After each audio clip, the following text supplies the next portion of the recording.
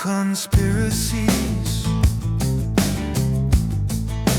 coming alive today. Regardless, yay or nay, the world won't change while we keep pointing a finger, eh? Pieces lived and life reflects the truth of the game humanity plays.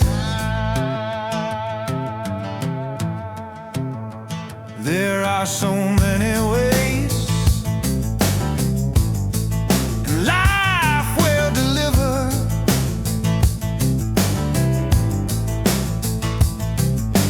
An honest reflection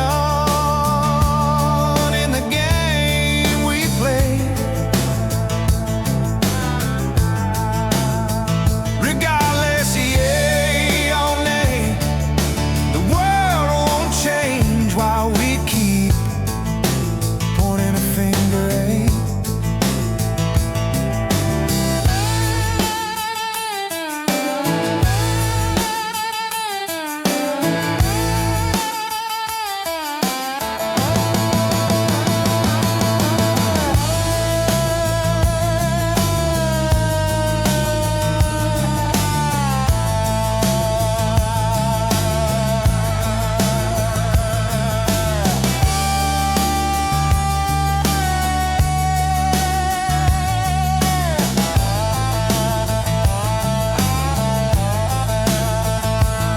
With no responsibility, we keep contaminating the game we play, while we keep pointing a finger, eh? Regardless, yay or nay, the world won't change while we keep pointing a finger, eh? The game of life continues to play.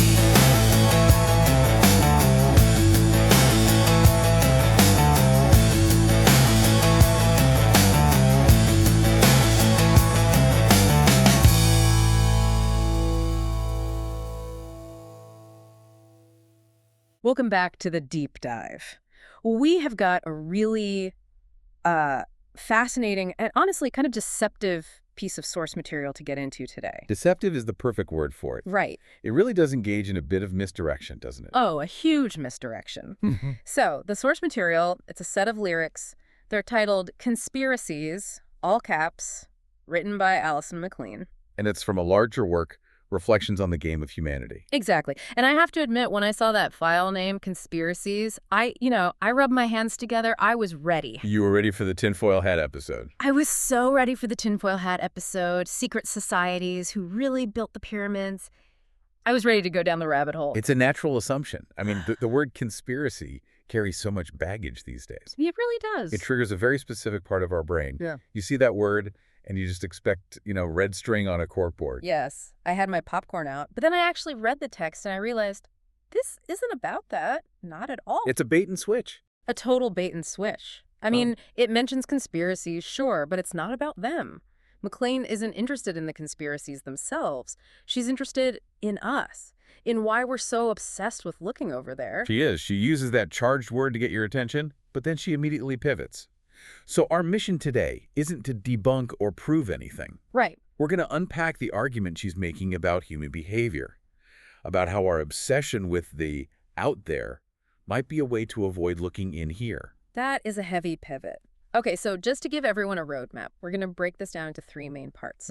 First, we'll look at what the text calls the yay or nay cycle. The trap of the binary argument. Then we're going to get into this bigger metaphor, the game of humanity. And spoiler alert, it's not the kind of game you win. And finally, we'll tackle the hardest part, this idea of contamination. It's a pretty aggressive idea that our personal irresponsibility is actually like polluting the world. It's a journey from the noisy external world to a very quiet, very uncomfortable internal one. That's the arc. Okay, so let's jump right in. The opening lines, they set the stage perfectly.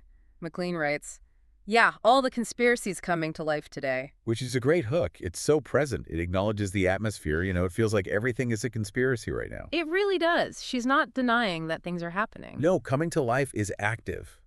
It's breathing. The news, the algorithms. It all feels like hidden agendas bubbling to the surface. It validates that feeling of chaos. But then comes the pivot, and this is the part that just stopped me as she follows it up with. Regardless, yay or nay, the world won't change. That is the crux of it right there. Regardless, yay or nay. We have to just sit with that for a second. That's everything we do. It's everything. It's the comment sections, the news panels, the dinner table arguments. Am I team A or team B? Did this happen? Did it not? Are you for this or against it? Exactly. And we've convinced ourselves that having the opinion is the same as taking action. That by arguing with your uncle at Thanksgiving, you're, doing the work. But the source is just, nope, the world won't change. It's brutal. McLean is arguing that the whole debate, the energy we spend just going back and forth between yay and nay, is actually a distraction. A distraction from what? From real change. Yeah. As long as our energy is trapped in that binary, the actual structure of the world stays exactly the same. That's frustrating to hear, though, because it feels righteous to take a stand. If I see something I think is a lie, isn't it my job to say nay?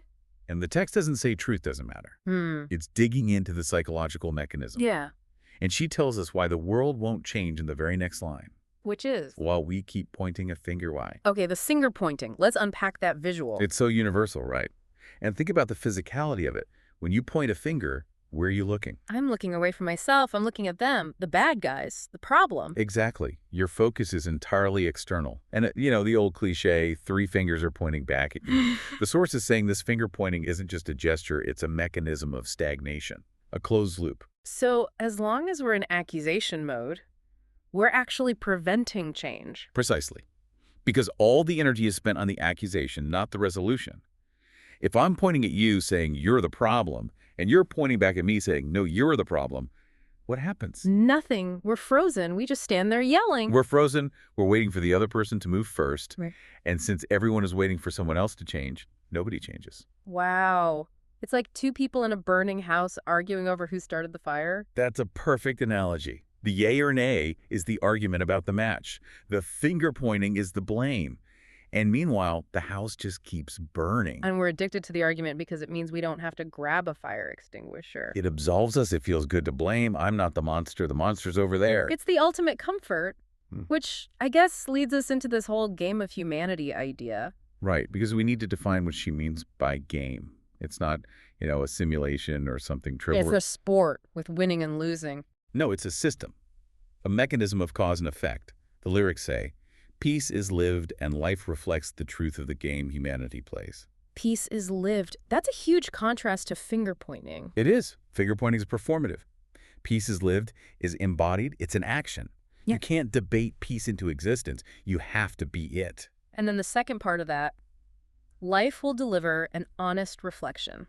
This is the mirror idea, right? This is the idea that's going to make people the most uncomfortable, I think. For sure. The source is saying that the external world, it's not random. It's not just stuff that happens to us. It's a giant mirror. A mirror, not a judge. No, a mirror doesn't judge. It just reflects. If you look in a mirror and see a smudge on your face, you don't yell at the mirror. You don't point your finger at the reflection and say, you're dirty. Exactly. You can't Windex the mirror to clean your own face. The mirror is just delivering an honest reflection. So if the world looks chaotic and full of conflict, It's because it's reflecting it. that is the radical implication. The chaos out there is a reflection of the collective chaos of how we're playing the game. The game is neutral. It just shows us the truth of our input. That is terrifying. It's so much easier to believe it's a secret cabal pulling strings. Of course it is. That's why the conspiracy narrative is so seductive. It makes us innocent victims. But McLean is saying, no, if the world is hostile, it's because we're bringing hostility to the game. But we spend our whole lives scrubbing the mirror, trying to fix the reflection, changing the laws, the politicians, the neighbors. All the smudge is still on our own face. Which brings us to, I think, the most aggressive part of the text. With no responsibility, we keep contaminating the game we play. Contaminating. It is such a visceral word. Yeah, it sounds like pollution, like a virus or toxic waste. It does, and the text explicitly links no responsibility with contaminating. So not taking responsibility isn't just opting out. It's actively polluting the system. That's the argument. Think of the game as a shared ecosystem, like the air in a closed room. Every time you point a finger, every time you refuse to look inward, you're exhaling a kind of psychic smog. So my internal state, my bitterness, my blame, it isn't private. Not in this system. Your internal state is an input. If millions of people are sitting on their couches feeling like victims and pointing fingers, the collective output is a society paralyzed by resentment. That is the contamination. It totally reframes the word responsibility. It's not a chore like taking out the trash. It's Wow. hygiene. Social hygiene, that's a great way to put it. If you don't take responsibility for your own reactions, you're walking around spreading germs. It strips away your ability to be a spectator. I think that's what hit me. I like to watch the news and think, wow, look at those crazy people. But the text is saying, you are not watching the game. You are the game. And the game doesn't stop. That's how she ends it. The game of life continues to play. The conveyor belt keeps moving. It doesn't care if you're angry or if you're yay or nay on the latest theory. It just keeps delivering that honest reflection of what we feed it.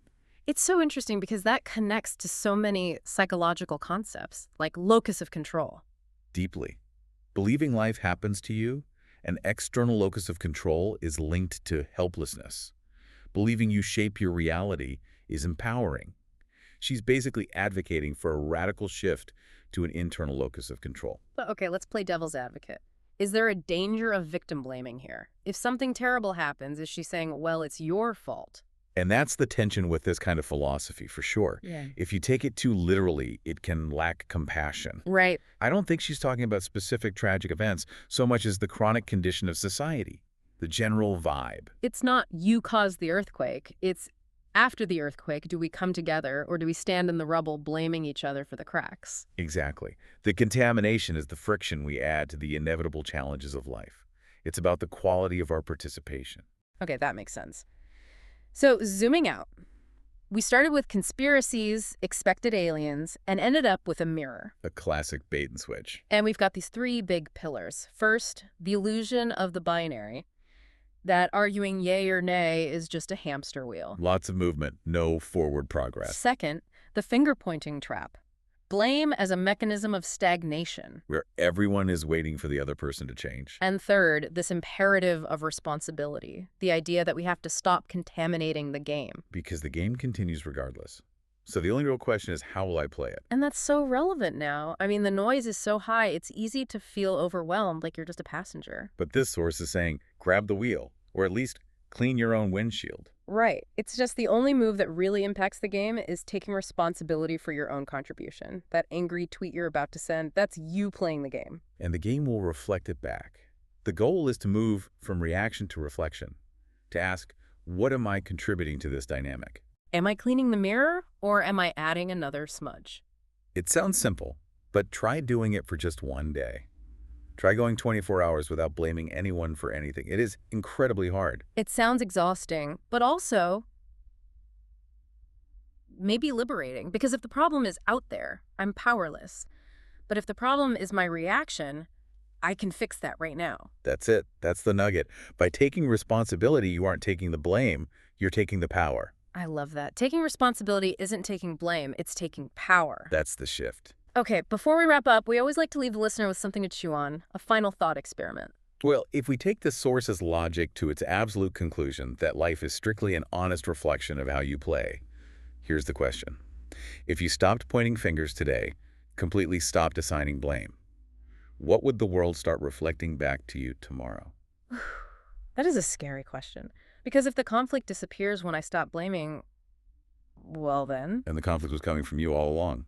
And that's the only conspiracy that really matters in the end. The one we run against ourselves to avoid seeing our own reflection. Okay. I am definitely going to sit with that one. Thank you all for joining us on this deep dive into the game of humanity. It wasn't the episode we expected, but I think it was the one we needed. Agreed. We'll catch you on the next one.